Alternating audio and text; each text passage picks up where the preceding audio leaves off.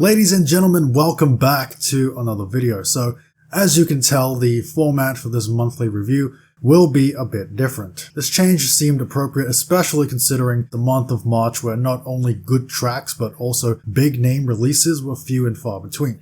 If I only talked about the comebacks that I enjoyed, then the video would probably be like 2 minutes long. So from now on, I will be including as many notable comebacks as I can feasibly opine on, in addition to the less prominent ones, which is sort of what we do on this channel anyways, and ranking them from worst to best. Keep in mind, worst can mean a few things. Either I simply perceived the track to be low quality, or it could also mean I had high hopes for a certain artist and the song was extremely disappointing. Goes without saying, this is all my opinion. Feel free to disagree.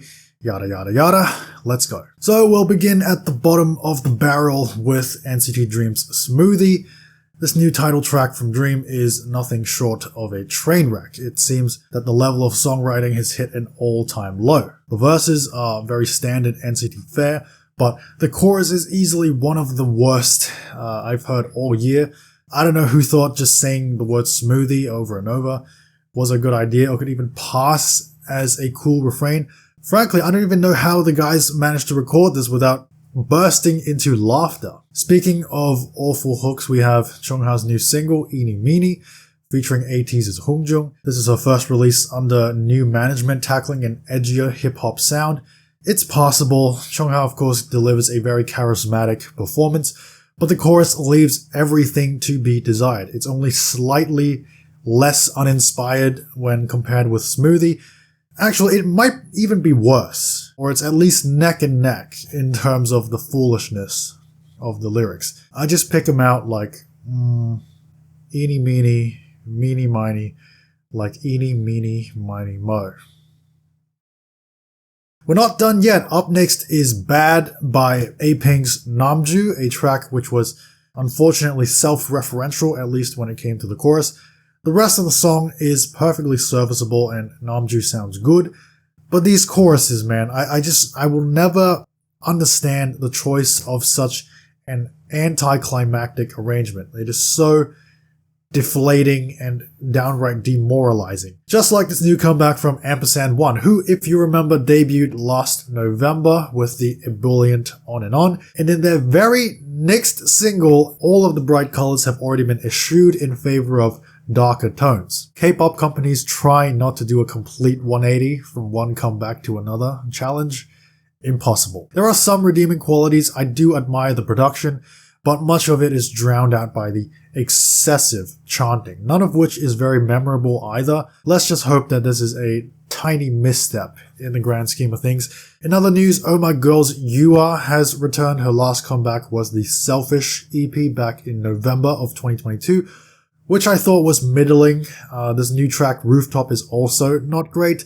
I found it painfully generic. It could have been made for anyone. The sole differentiating factor is YooA's very distinctive vocal tone. Listen, I'm rooting for her. Like, I really am. I mean, her solo debut was fantastic, but she has yet to recapture that magic. I should be a rapper. Moving on to some tracks that were a bit more middle of the road, we have Xodiac's Heyday. It is one of those typical featherweight boy group numbers that is wispy and unimpactful for the most part. See, if the rest of the song were even half as energetic as the second half of the chorus, it could have been better. Same thing with Loon 8, who dropped a similarly agreeable and easygoing tune of their own in Superpower. It's fine, although I can see this growing on me in the future. After that, we have the new 6, Fuego, which means fire in Spanish. Is it as fire as the title suggests? Not quite. It's alright. It's got posturing aplenty. The drop chorus was an unexpected surprise, reminiscent of Super M's Dropping, except the song does not even have a fraction of the hooks of Dropping. And the most exciting comeback of the month by far, young Macaroni Cheese Posse has returned with XXL. Guess what? This time they're taking on the genre of old school boom bap hip hop. It is just amusing watching these girls do like a gangster rap cosplay, essentially, and I appreciate some of the tongue-in-cheek humor as well. Like this line, maybe, baby version Wu-Tang Clan.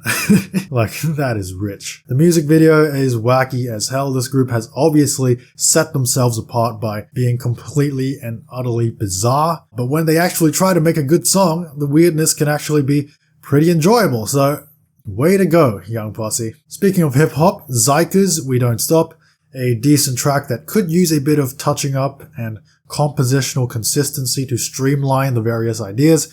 The first verse was pretty galvanizing with some rapid-fire guitar-assisted spitting, but the song slowly loses steam as it continues. However, as it stands, We Don't Stop is still a cut above some of their more joyless material. Davichi, I'll Be By Your Side, a nice pop ballad with a very captivating synth-kissed intro. The rest of the track doesn't really deliver on that front, instead capitalizing heavily on the vocal performances, which are indeed stellar. Next up is Highlight's Body. Summer clearly came early for these guys. I mean, why else would they have dropped this breezy, low-key, poolside / dance floor oriented house jam in the middle of March? I mean, truly a great time to be bumping this tune. As you can see, the weather is absolutely stunning outside. Moving on to some of the best comebacks of the month, we have the Boyz with the third and final entry in their fantasy series. We're certainly hoping that they would end it with a bang, but we got less of a bang and more of a puff. The title track Nectar isn't as catchy or infectious as Lip Gloss, and it lacks the show-stopping groove of Watch It, opting instead for an unassuming acoustic backdrop. I was getting ready to write it off, but the burst of positivity in the chorus made it all worthwhile. It plays like a heartfelt fan song and is certainly good enough to round out this era. After that, ILLIT has finally made their debut, thankfully dropping the ridiculous punctuation from their name. It's hard not to draw any comparisons to their label mates, New Jeans. I honestly had to do a double take when I saw the teaser photos. Like, is she not Hein? And is she not Herin?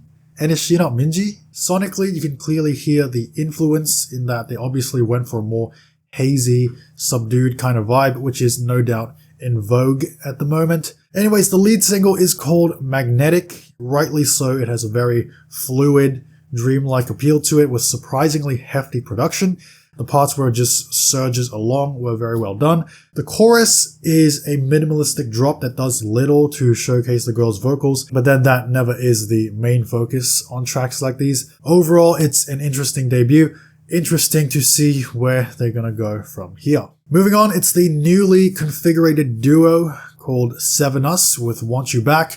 It was very refreshing to hear the pure and unadulterated melody.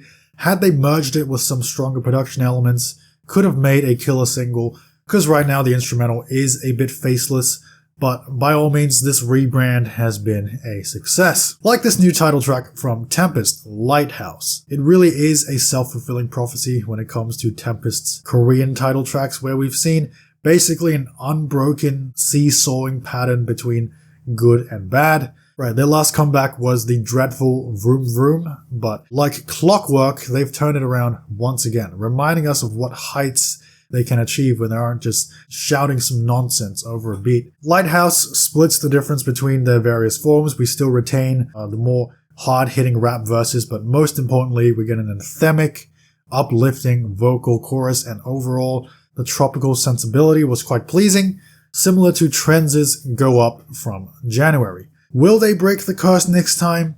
I certainly hope so. This next song is Hello Gloom's Mamacita. On this track, he picks up from where he left off last May with Eyes on Me, continuing the winning streak of dance music with this straightforward club banger.